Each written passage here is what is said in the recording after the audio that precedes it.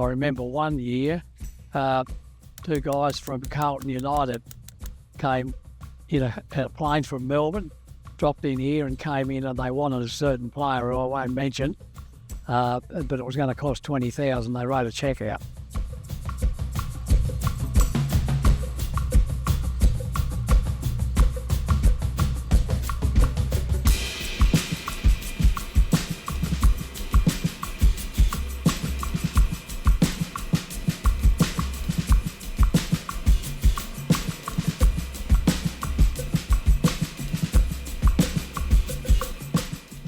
Well, it was when Launceston, I think, were solely drinking Victorian beer, Carlton United.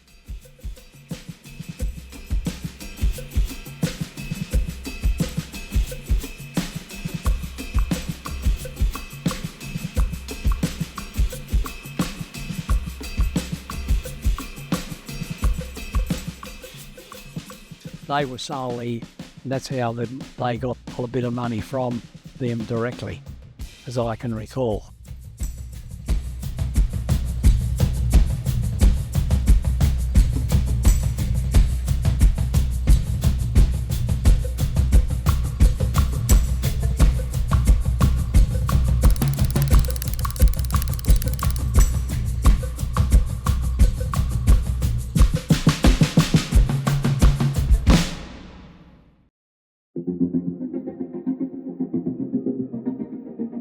Well, this one is one we got after the 85 Grand Final. Yeah, we used to ride our bikes down the hill, and BMX bikes, to get into the ground. And probably the funniest game I ever watched was, I don't know how or for what reason, but I think it was East Lonnie sat down and didn't get up. And it was something to do with the beer wars. I was very political. The only one that really made any money out of it was CUB. They were front page news on the Herald Sun daily, virtually. CUB had come in to sponsor Launceston, and the NTFA was sponsored by Bogue. So it proverbially hit the fan then, because the money they thought CUB were giving to Launceston, the other clubs wanted a bite of it, you see. So it was mainly jealousy, I think, that caused a lot of it. But anyway, it blew up and even got worse. Teams were forfeited against us. Teams sat down against us. Looking back on living through 1985, it was a huge year in the club's history, with the politics involved with that, and it definitely felt like, and it probably was, NTFA against Launceston. Well, it started off with my beginning of the 85, where Deloraine unfortunately wouldn't clear me because I coached Deloraine the year before. They wouldn't clear me to Launceston. They wanted me to stay out there and play, but I always said to Deloraine I'd stay there for 2 years. But in their wisdom, they wouldn't clear me. So I sat out for the first half a dozen games, and then caused the Fosters and Bogues debacle.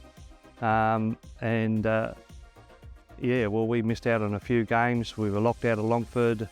They blocked our under 19s from getting into Longford footy ground to play the game. They called that off. Longford got the points.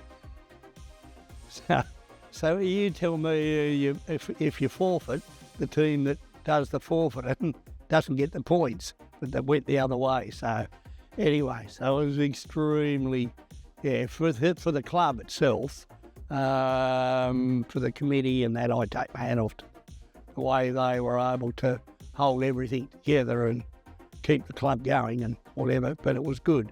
Lonnie, we didn't nearly fold, but it got really, really tough there at times. There was a game out at Longford that turned the corner a bit for us, and that was just before the finals. And you were locked out?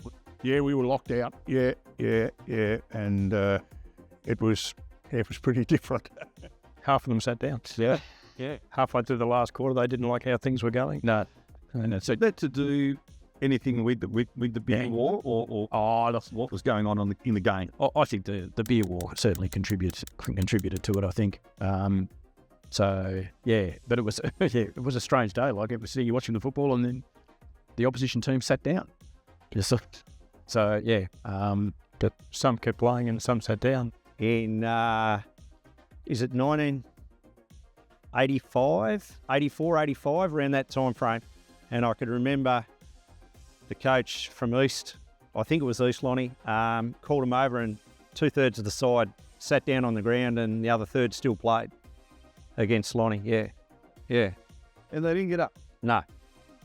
Yeah, so I'm not sure what the wash up of that was, but I think it was something to do with Lonnie's sponsorship with Foster's.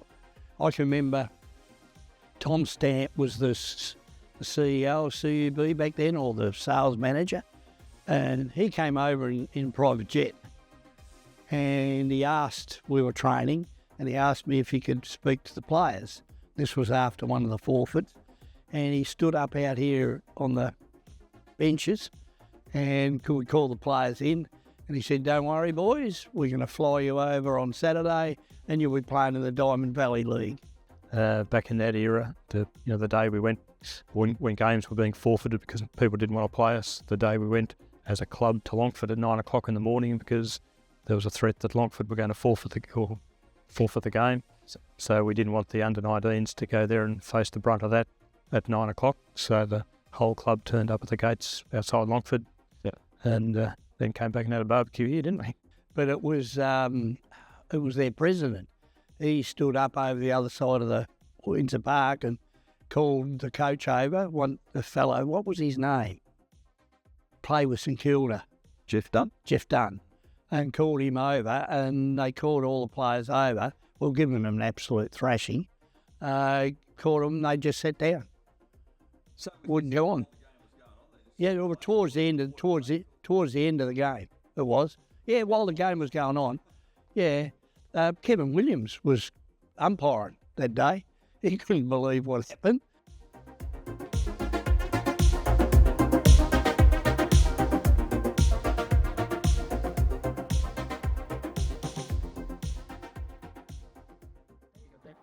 And there's the bounce of the ball to set the 85 Grand Final in motion. Dutton and Evans. Evans got high, brought the ball down. Marsh off the ground, kicked up towards the half-forward line for Launceston. McCrimmon and Hardstaff. Hardstaff got too much pace, beat McCrimmon to the ball, but the ball will be both players over the boundary line, but there's a free kick. Well, gradually Foster's disappeared each year they sort of lowered their involvement, and I think, the club's still pretty heavily involved with CUB, I think, but nowhere near to the limit there. It was just good to, I think the club sort of put everything behind them to get a bit of money and get a grand final out of it, and it all really brought the players together because we'd lost a couple of games there we shouldn't have lost, and it sort of brought the club together. But once it all settled down, the year was fantastic. Kerry Sanders was a great coach. He was an innovative coach. He had doing it different. He had a switching play, which none of the other clubs had worked out. The AFL had just started switching the ball from one side to the other, and we were starting to do that. And it took a while for the other clubs to work out what was going on. But we had a great side. It was a great side. Bounce to Lasetta, favours Dutton. He's in front, knocks it to ground. Francis Woolley gets it back to the pack line, and the umpire set you back to the play. You were caught, Francis Woolley, and it'll be a penalty for undisciplined play by Francis Woolley. They were an eclectic group to look after. Peter Scott said, how you managed all those different individuals, he doesn't know. And I had young ones like Phil Thurlow, Jason Cochrane, Terry Lucas, Andrew Parker. They're all only young, just out of their teens. Oh, it was a fantastic team. You look back at some of the players we had there, it was Todd Lewis, Glenn Bellinger, John McCrimmon, Paul Ellis, all those players. Fantastic. Robert Dutton. Parker is tagging Young as he kicks the ball high into centre half forward. Bellinger held back. Dutton from behind, and the umpire says it's your mark to Dutton. Hill not happy about it. McCrimmon coming in and take the ball from him, and the umpire says that he's going to pay the mark to Dutton, but he clearly had it hands above everybody. It's 3 goals, 1 to 1-1. We are now 11 minutes in the opening quarter, and a good pass, good lead to Ian Donachie. Like great players. And we had a few young fellas coming through as well, which helped that we were the older ones back then, and the younger ones, a bit like 76, we were the younger ones in 76, we had younger ones in 85, and we were the older ones in 85. Then you had Paul Ellis and Donachie up around their 30s. People look at Glenn Bellinger, he was only 22 when he played in that Premiership side, so it was pretty eclectic sort of group of players, but they were sensational. I didn't really need to coach them. All I had to do was shift the witches' hats. Dutton running down the ground. Ellis is there, long kick, Donachie. But Dutton chips in nicely and used his body well to take the mark on the chest. Tricky angle with the conditions the way they are. Loon is limping badly behind him and hurt. So North a little bit of trouble. Loon limping, Brett Hughes off limping. Now Dutton has a shot, but it's going to blow across the front of the goal, out in the front of the square. Uncontested Ballinger. Uncontested mark. Glenn Ballinger. An unusual sort of day. We did a fairly good build-up. We were in the old City South change rooms down the end, and because we did our warm-ups, we were playing in white shorts, and all the players, because they were dusty, dirty timber floors, they all ran out on the ground, and they had all dirty buckings. Their white shorts were already dirty. We ran out onto the ground. It's probably one of the most physical, hardest games I think I've ever seen in my life. North played really, really well and played very hard. There were that many fights. I think 11 players got reported, all up. And I think there was about 17 weeks handed out to all the players, different players at the end of the game. Yeah, it was pretty tough. Pushing and shoving. Hill comes in quickly and throws his weight around, and Wayers getting into the action, and there's also a second scrimmage in the centre of the ground where umpire Fellows runs back to see what's happening. Ballinger's the one that's down in the centre of the ground with Hill on. We came off at half-time, and I think we were 3 points up. Lewis kicks the ball deep. Young leading in the race for the ball, he couldn't get it. Underneath is Stoward, and there is the siren for half-time. 7-7 to 7-10. And everyone's saying, oh, what's going on? But I thought we'd played and we'd stood up to the pressure that North had applied, which was huge. And then we ran back out on the third quarter, and the players just went berserk. Now it's Francis Woolley to have the shot from centre half forward. Looks good, looks true, and it is.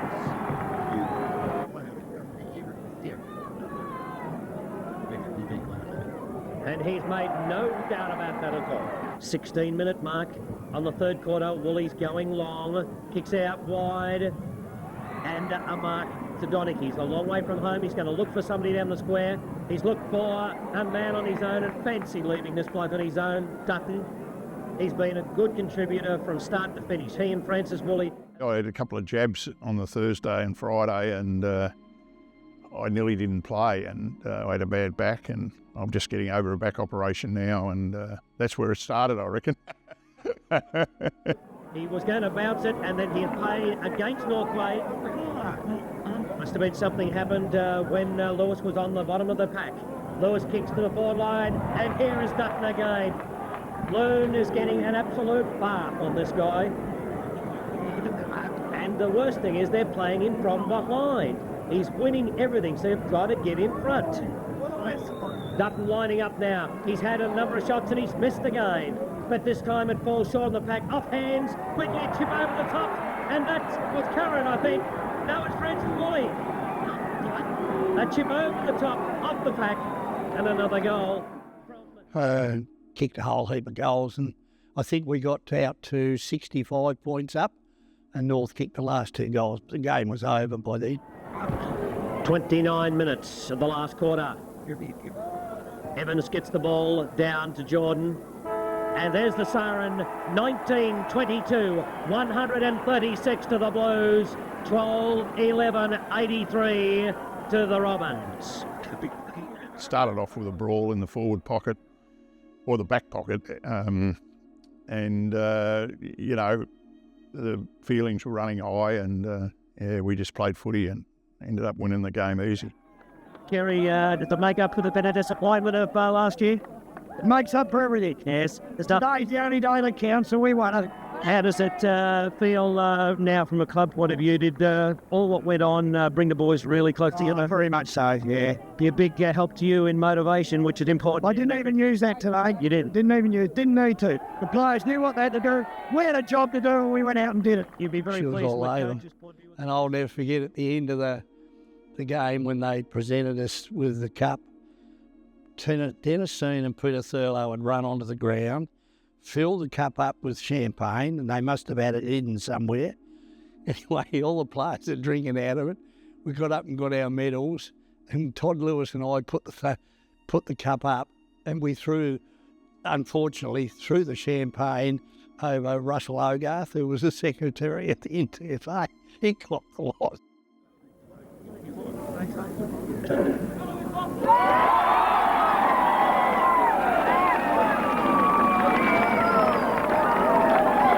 I don't know. I'll blame Todd Lewis for that because he was taller than me. So anyway, and then the players, I didn't even speak to the crowd. The players started singing the club song, so I put the microphone to them, and then they cheered Paul Ellis, who played the record games, and they cheered us off the ground, and that was it.